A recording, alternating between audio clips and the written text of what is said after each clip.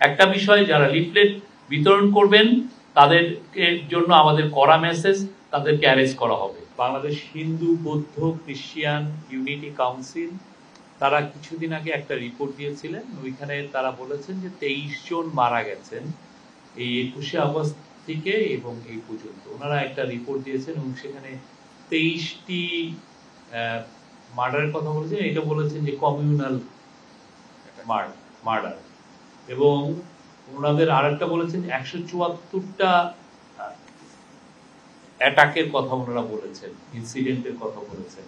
তো সেই বিষয়ে আমরা যেটা করেছি সেটা হচ্ছে যে আমরা বাংলাদেশ পুলিশকে আমরা ওদের যে রিপোর্টটা যেটা অংশ আমরা পেয়েছি সেটা আমরা জানিয়েছি যে আপনারা একটু দেখেন, এবং তারা একটা থরো ইনভেস্টিগেশন করেছেন যে এই মার্ডার গুলো বা এই যে এগুলো কি আদৌ এগুলা কি কারণে হয়েছে, এটার পিছনে রিলিজিয়াস মোটিভেশন ছিল কিনা, এটা খুব বড় একটা প্রশ্ন। বিকজ আপনি জানেন যে এই রিপোর্টগুলো নিয়ে যেটা হয় যে পুরো মাইনরিটি কমিউনিটি যেটা ইউএসএ ইউকে তাদের স্ব গভর্নমেন্টে বা স্ব পার্লামেন্টে যে এই রিপোর্টগুলো সাবমিট করে, তারা দেখাতে চায় যে বাংলাদেশে প্রচুর মাইনরিটি কিলিং হচ্ছে এবং আমাদের গভর্নমেন্ট এই বিষয়ে কিছুই করছে না। এটার ফলে যেটা হয় যে সিনেটে হয়তো বা হিয়ারিং হচ্ছে, বা আপনি ইউএসএ ইউকে কমনসে হিয়ারিং হচ্ছে, বা কানাডায় হচ্ছে, বা অস্ট্রেলিয়ায় হচ্ছে। তো এটা একটা খুবই সিরিয়াস ইস্যু, এটার উপরে আপনার বাংলাদেশের ইমেজ জড়িত। ইভেন বাংলাদেশের, আমি বলবো যে বাংলাদেশের অর্থনৈতিক সমৃদ্ধি জড়িত। আমাদেরকে যদি কেউ প্রমাণ করে, কেউ যদি খুব ভালোভাবে ফেক নিউজের মাধ্যমে আমাদেরকে যদি প্রমাণ করে যে হ্যাঁ বাংলাদেশে এই ঘটনাগুলো ঘটছে, তাহলে এমনও হতে পারে যে এরাই আবার পার্লামেন্টে মোশন নিবে যে বাংলাদেশের এগেইনস্টে স্যাংশন আনে। তো ফলে এই যে রিপোর্টগুলো খুব সিরিয়াস রিপোর্ট। আপনি জানেন ফেক নিউজ কি করতে পারে, আপনারা একটা দেখেছেন যে আমরা এই বছর এই যে ড্যাভোসে প্রফেসর ইউনুস অনেকের সাথে কথা বলেছেন, তার মধ্যে একটা ইম্পর্টেন্ট মিটিং ছিল মিউনিক সিকিউরিটি কনফারেন্সের অ্যাম্বাসেডর হাউসম্যানের সাথে। উনি বললেন যে দেখো তোমরা কিন্তু ফেক নিউজ, মিসইনফরমেশন, ডিসইনফরমেশন খুবই সিরিয়াসলি নিবা, আমাদেরকে বলছে তোমরা এটা নিতেই হবে।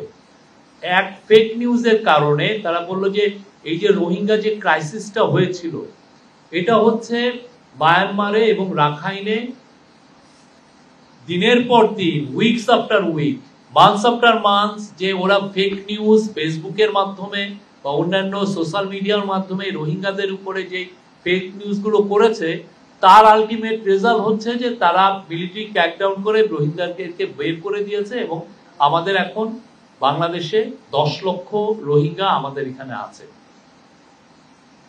এটা হচ্ছে ফেক নিউজ। ওরা বলে যে দেখো ফেক নিউজ কি করতে পারে দেখো।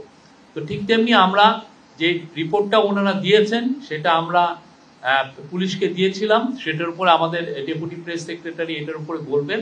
আমি জাস্ট আপনাদেরকে একটু প্রাসঙ্গিকতা বললাম।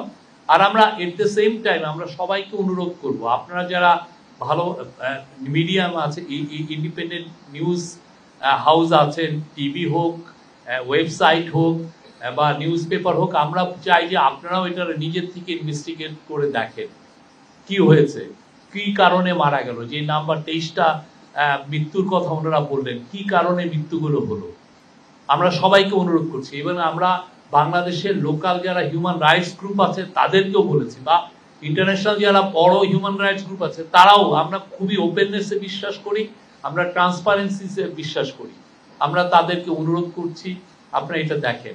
6 মাসের ল অ্যান্ড অর্ডার সিচুয়েশনটা রিভিউ করা হয়েছে, অনেকগুলো কথা এসছে, তার মধ্যে একটা উল্লেখযোগ্য হচ্ছে প্রফেসর ইউনুস বলেছেন যে অনলাইনে কিভাবে এফআইআর মানে ফার্স্ট ইনফরমেশন রিপোর্ট, যেটা আমরাকে বলি যে প্রাইমারি কেস, এটা কিভাবে ফাইল করা যায় সেটার বিষয়ে উদ্যোগ নিতে, এবং এটা খুব শীঘ্রই আপনারা শুনবেন যে এটার উদ্যোগটা এসছে। এবং এই অনলাইনে অনেকে হয়তো দিতে পারবে না, সেদিন তার জন্য একটা সেন্ট্রালি একটা কল সেন্টারও করার কথা বলা হয়েছে, যে আপনি একটা অনলাইনে একটা এফআইআর করতে চাচ্ছেন, বিকজ কিন্তু আপনি দেখছেন যে নিয়ম কানুনগুলো কিরকম, তাহলে সেই ক্ষেত্রে আপনার জন্য একটা হান্টিং নাম্বার থাকে। আপনি যেমন 999 আছে, আপনি যে কোনো কমপ্লেনের ক্ষেত্রে এখানেও একটা বিশেষ নাম্বার থাকবে, সেখানে আপনি 111 হতে পারে, আপনি ফোন দিলে আপনাকে ওরা গাইড করবে যে কিভাবে আপনি কেস করবেন।